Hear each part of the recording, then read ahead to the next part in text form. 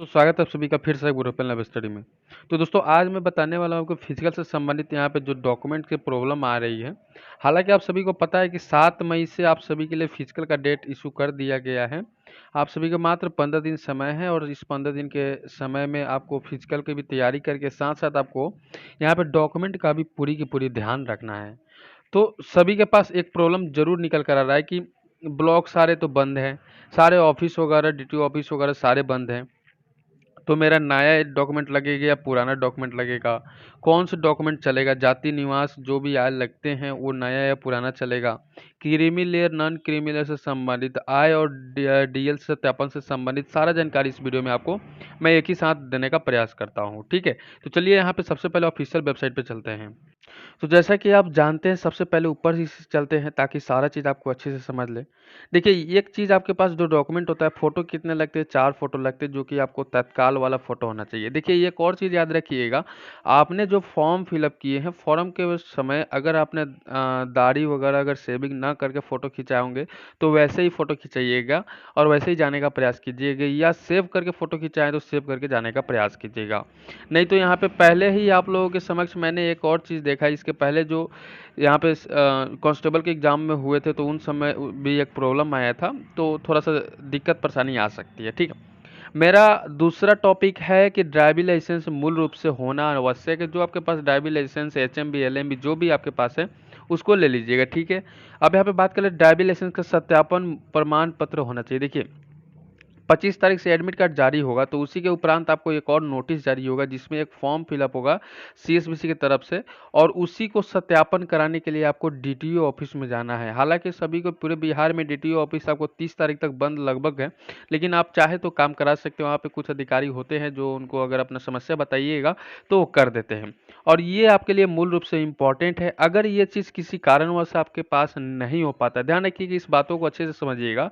अगर ये काम अगर नहीं हो पाता है तो एक एफिडेविट बनाइएगा, ठीक है। एक एफिडेविट बनवा लीजिएगा कि मेरा ये ऐसे ऐसे प्रॉब्लम की वजह से नहीं हो पाया, इसलिए हमें एफिडेविट दे रहे हैं, अगली बार हम पूरा सत्यापन के साथ आपको दे देंगे, ठीक है। तो ये चीज़ें हैं, तो वहाँ पे अगर मान्य हो सकता है क्योंकि फिजिकल के उपरांत वहीं का जो ऑफिसर होते हैं वही सारा काम करते हैं। अगला यहाँ पे मैट्रिक इंटर का जो समकक्ष यहाँ पे मूल मूल प्रमाण पत्र मांगा गया है, और यहाँ पे जन्म तिथि के लिए आपको मैट्रिक का मूल प्रति होना आवश्यक होता है। देखिएगा मैं एक और चीज़ यहाँ पे मेंशन करने का प्रयास करता हूँ कि भाई यहाँ पे जाति प्रमाण जन्म प्रमाण पत्र के लिए आपको मैट्रिक सर्टिफिकेट का मूल प्रति प्रमाण पत्र होना आवश्यक है। ये बिल्कुल इम्पोर्टेंट है। अगर जब अगर आप जन्म प्रमाण पत्र बनाए हैं तो भी बेटर है, अगर नहीं बनाए तो ये आपके लिए इम्पोर्टेंट है। किसी बच्चे का कमेंट था यहाँ पे कि पिछले वीडियो में कि मेरा जो डेट ऑफ बर्थ यहाँ पे जो सर्टिफिकेट के लिए जो नंबर इशू होता है कि मैंने 2015 में पास किया और 2018 लिखा गया है, ये कैसे होगा? तो देखिए यहाँ पे 2 प्रकार से इसको सॉल्व कर सकते हैं। एक तो आप सीएसबीसी ऑफ़िस में मिलकर आप वहाँ से सॉल्व करा सकते हैं, अपना प्रॉब्लम बताकर वहाँ से करा सकते हैं। अन्यथा है कि एफ़िडेविट लेकर जा सकते हैं। तो एफ़िडेविट से हो सकता है संभवतः वहाँ के जो भी ऑफ़िसर होते हैं वो मान जाए या नहीं भी मान सकते हैं। तो अगर ये काम अगर अच्छे से करा लेते हैं तो आप परफ़ेक्ट रूप से 100% श्योर हो जाएँगे। इसमें आप थोड़ा-सा 60-40 के हिसाब से रख सकते हैं, क्योंकि वहाँ पे ऑफ़िसर जो कहेंगे अगर वो मान जाते हैं कि भाई सही बोल रहा है, तो रख सकते हैं, अन्यथा थोड़ी-सी परेशानी हो सकती है। देखिएगा यहाँ पे अगला यहाँ पे देखिए एक और चीज़ है कि मैट्रिक का अगर आपके पास मूल प्रमाण पत्र अगर नहीं मिला है तो ले लीजिए कॉलेज स्कूल से। अब कहिए कॉलेज स्कूल बंद है, तो भाई कॉलेज स्कूल में सिर्फ पढ़ाई बंद है, बाकी सारे काम होते रहते हैं, ठीक है। तो आप जाकर मिल सकते हैं कॉलेज से। मैट्रिक का अगर इंटर का आपके पास नहीं लिए हैं और आपका 2 से या 3 साल अगर पूर्व भी गया है तो आप जाइएगा, ले लीजिएगा। अगर ये अन्यथा किसी कारणवश आपको नहीं मिल पाता है वो, तो आप क्या कीजिएगा, अपना प्रोविज़नल सर्टिफ़िकेट ज़रूर लेकर जाइएगा इंटर का, लेकिन मैट्रिक का तो आप सभी ले ही लिए होंगे। नेक्स्ट यहाँ पे बात निकल कर आता है जातीय आवासीय आय से संबंधित, जो कि बहुत ही इम्पोर्टेंट टॉपिक रहता है कि अनुमंडल से बनाए या प्रखंड लेवल से रखें। देखिए यहाँ पे ऐसा कोई भी यहाँ पे समकक्ष लिख कर नहीं दिया गया है कि भाई आप अनुमंडल से ही बनवा कर आओ। आप अपने प्रखंड से भी बना कर आ सकते हो, अगर समय मिले तो आप अनुमंडल से भी बनवा सकते हैं। किसी कारण जाइएगा, कुछ अपना बताइएगा, कहिएगा, अगर वहाँ पे मैनेज कर ले तो आपका काम बन जाएगा, अन्यथा आप प्रखंड से भी बना सकते हैं। यहाँ पर 2 बातें और निकल कर आती है कि हम नया लेकर जाए या पुराना से ही काम चल जाएगा।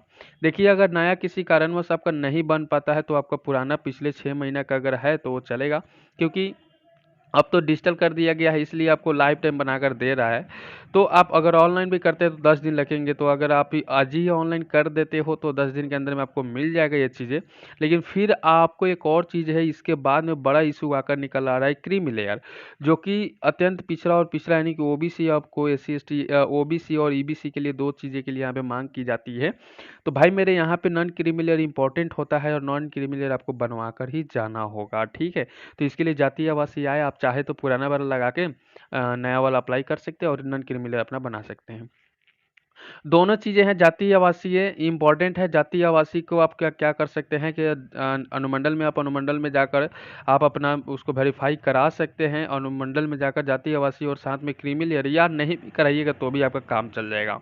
नॉन क्रीमी लेयर ध्यान रखिएगा, बिहार सरकार से बनना जरूरी है, आप भारत सरकार के मत बनवा लीजिएगा। ये बहुत ही बड़ा इशू आ रहा है, इसलिए मैंने ये वीडियो बनाने का प्रयास किया है। देन आपको सारा प्रॉब्लम सॉल्व करने का मैं पूरा कोशिश करूंगा इसमें।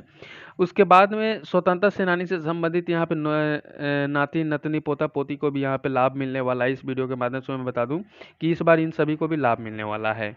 इसके अगर आप इस प्रकार से बिलोंग करते तो आप अपना जो भी दादा दादी हैं, नाना नानी हैं, जो भी ऑलरेडी स्वतंत्रता सेनानी या किसी प्रकार से जॉब कर रहे आर्मी वगैरह में थे, तो आप उनका जो भी डॉक्यूमेंट होते हैं वो लेकर दिखाइएगा, तो आपको यहाँ पे छूट मिल सकता है।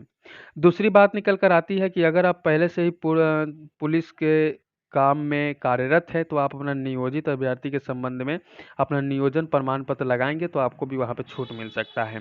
देन आपको सबसे बड़ा इंपॉर्टेंट है गोरखा के लिए कि ये तो इशू नहीं है कुछ खास, क्योंकि यहाँ पर बात है कि अगर आप गोरखा से बिलोंग करते हैं तो आप गोरखा सर्टिफिकेट ऑलरेडी 10 तारीख से पहले तो जमा किए होंगे। अगर आप नहीं भी जमा किए तो आप लेकर जाएंगे कि मैं गोरखा हूँ, तो आपको वहाँ पे छूट दिया जा सकता है। तो उम्मीद है कि सारा कन्फ्यूजन आपको दूर हो गया होगा। अगर अभी भी मन में सवाल है किसी प्रकार से तो आप कमेंट कर सकते हैं। वीडियो को लाइक और शेयर कर दीजिएगा, साथ ही चैनल पर नहीं तो चैनल को सब्सक्राइब कर लीजिएगा।